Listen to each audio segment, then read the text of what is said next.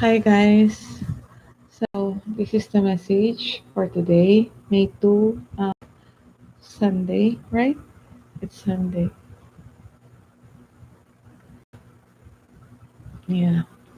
And I already laid down the cards as usual so I could meditate on it.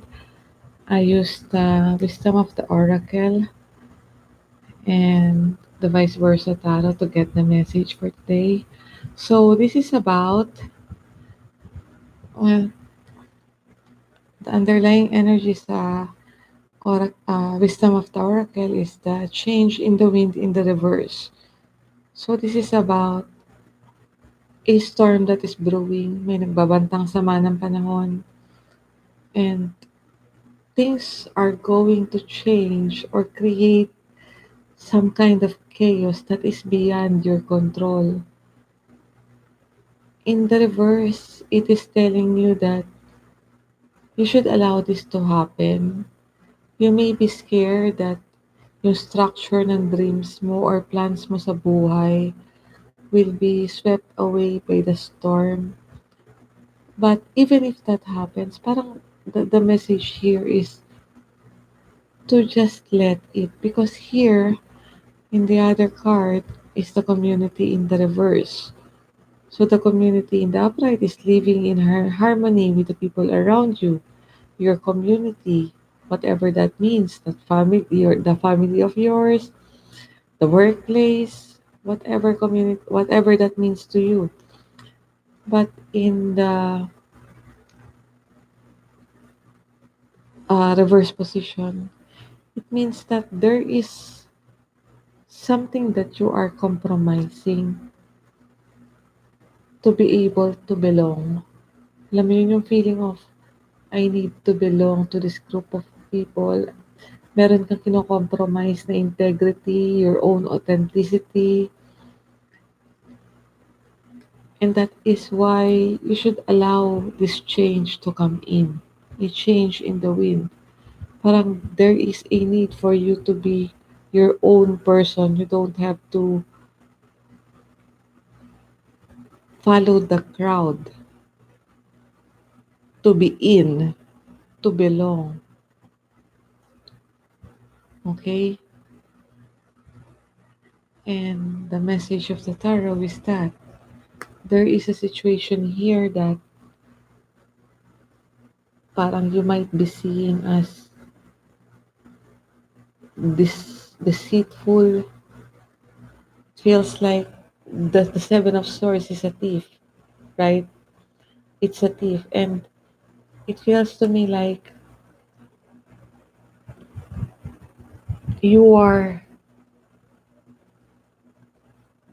seeing the thief. Parang may nakikita ka na hindi maganda. Okay, and that is leaving an evidence here. Parang may armor ng na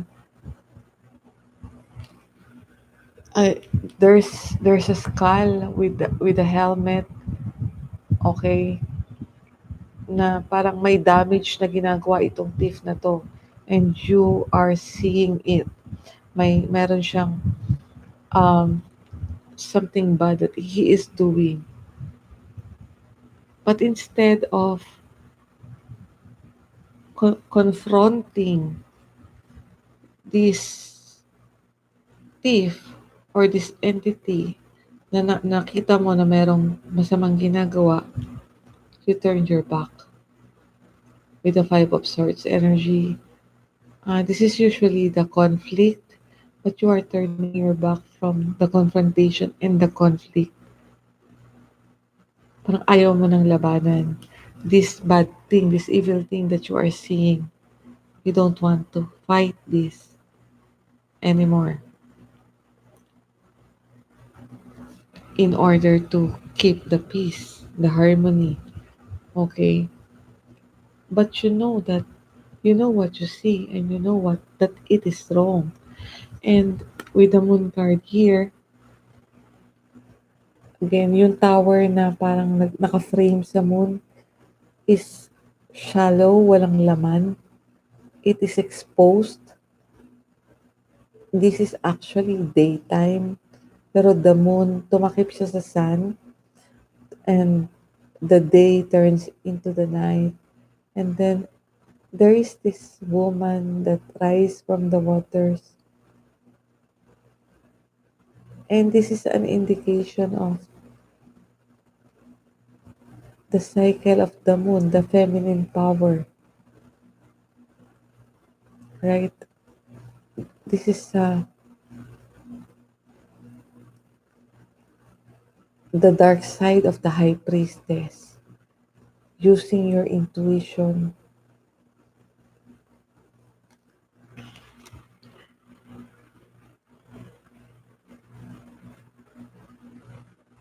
to choose the right thing, the right decision. Okay? Parang it's some sort of, well, wina-welcome ka sa world of the unknown, and you are being led to use your own judgment, to use your inner guidance to make a decision. Okay? Now the King of Wands in the reverse. This King of Wands, okay, this is the King of Wands. He's always with the company of the salamander here. But at night, that salamander turns into a serpent in the tree. And because it's nighttime, parang it's the time to rest. And with the serpent and the tree is always a symbol of knowledge. Parang between, parang a choice between knowledge and ignorance. And the King of Wands feels like he is asking himself, because he is grounding himself. He's the King of Fire, right? But even if he's the King of Fire, he's grounding himself to the earth and he's trying to assess with the presence of the serpent here, the wisdom. He's trying to meditate on his beliefs because you are being guided with the intuition, right? The feminine power. Everyone, kahit lalaki, may feminine side. You are guided by your intuition and now you are questioning yung mga decision ko ba tama? The things that I used to believe in, the decisions that I have made, I'm being redundant, but kino-question mo yung mga ginawa mo or standings mo, maybe your political beliefs, your well, the King of Wands is never traditional. He's a passionate man. But now you are questioning those belief systems that you have if with the presence of the serpent. Kasi that the serpent is always parang mayroon siyang ethical ano eh, may ethical connotation, right? Ahas yan eh. So parang binobrought into life niya the ethical connotation or the ethical implication of the decisions that this King of Wands has made out of his passion. And I feel that passion is, to belong in a community, to keep the harmony, even if tinatalikuran niya, because his back is turned, right? Tinatalikuran niya yung kanyang authenticity. The King of Wands is a very authentic man. Hindi niya nga kailangan ng magarbong wand or scepter like the other kings. Kailangan niya nga lang, kahoy nga lang yung wand niya because it works the same way. His power lies on his authenticity, his passion, and his uh,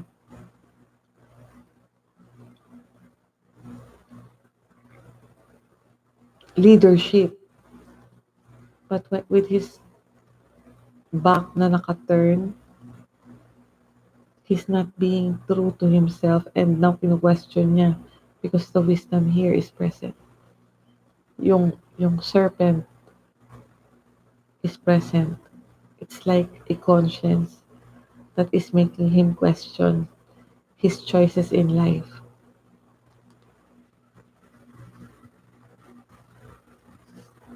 Eventually, this page of cups, sorry, the page of pentacles, but in the reverse, this is an opportunity for you again to turn your back into this cornucopia or abundance, material abundance. Okay, the page of pentacles is somebody na may idea siya how to build his fortune.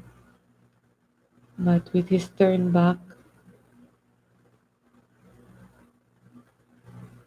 it's already nighttime also. The pentacle is glowing.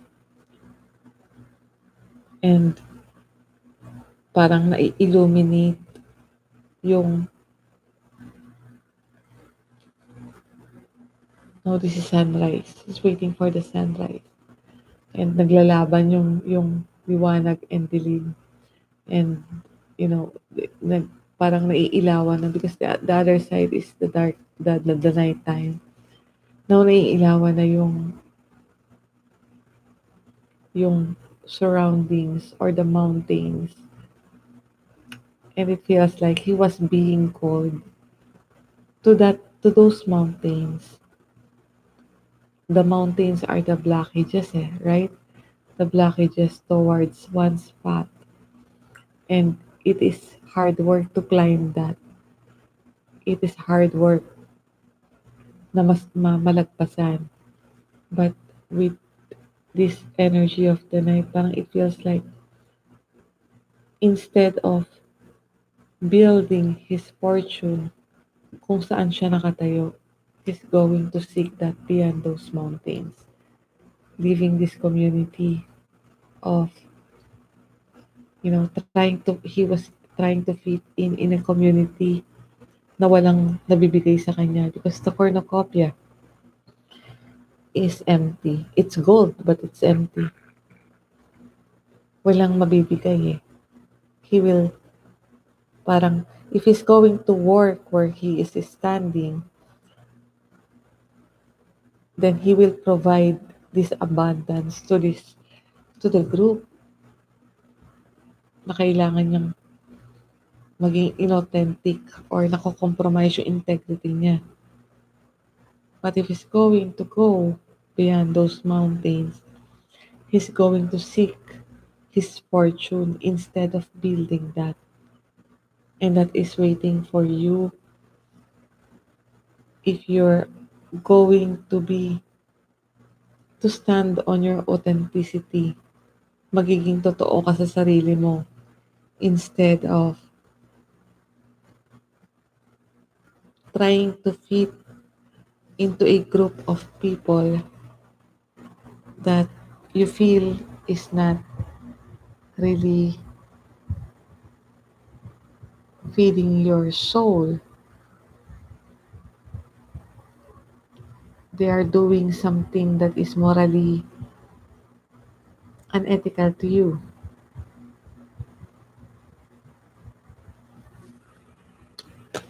The underlying energy is the world. So you have learned your lesson and now you are ready for a fresh start. There's a whole world that is waiting for you to conquer. Your world is not limited into this group of people who makes you work hard. Yung burden of fitting in. Parang they make you work hard for their approval. You don't have to do that anymore. There's an entire world, universe that is waiting for you to conquer. Just stand in your truth, in your own power, your own authenticity. Listen to your intuition, choose your battle wisely, choose the group that you are going to fit, that you're going, the company that you're going to keep, and open your eyes to the injustice of the world around you. You don't have to tolerate this. You don't have to be with this kind of people that is creating a corruption to your soul, to your purpose in life. Okay, so I guess that's it. That's the message for today, and I hope it makes sense. Salamat.